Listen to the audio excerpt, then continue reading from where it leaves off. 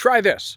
Try tying your shoes in the opposite way that you normally do. So if you normally make the loop with your right hand, make it with your left hand and go through all of the motions of that. And you'll find that it takes a fair amount of focus and concentration to get that done.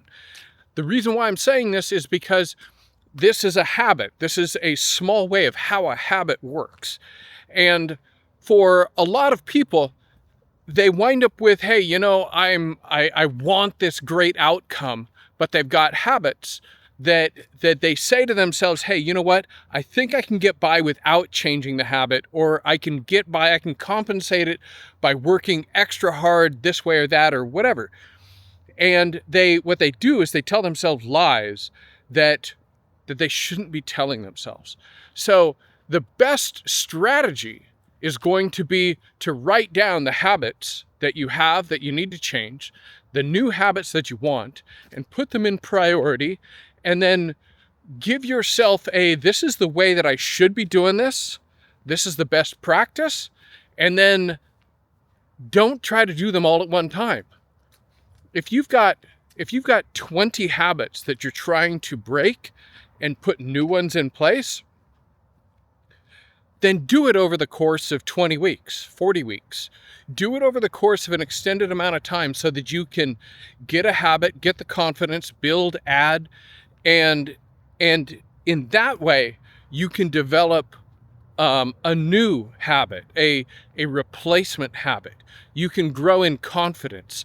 If you're trying to go after this one, and this one, all at the same time, it's going to be very difficult because it's going to be super taxing on you. You're going to require massive amounts of effort to be able to get any progress at all. And if anything goes wrong in your life that requires you to address it, most people just quit.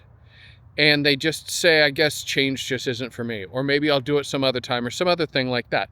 And what you really need to do, line them up, knock them down, try to make significant progress over the course of 40 weeks instead of 6 weeks or 10 weeks.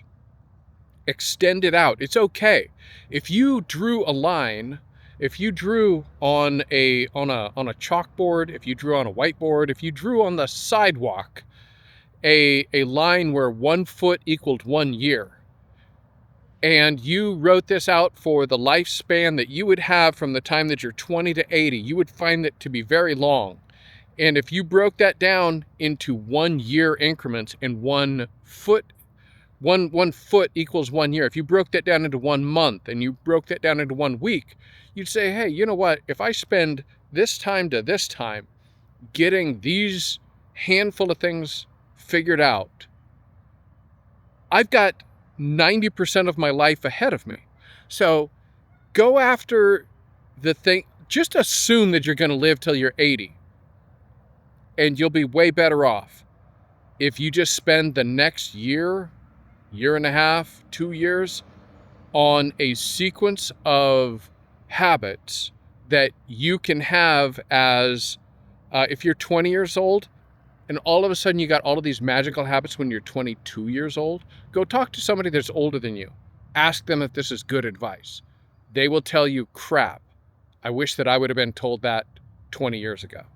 All right, I'm Adam Funderburg. I'll catch you later. Bye.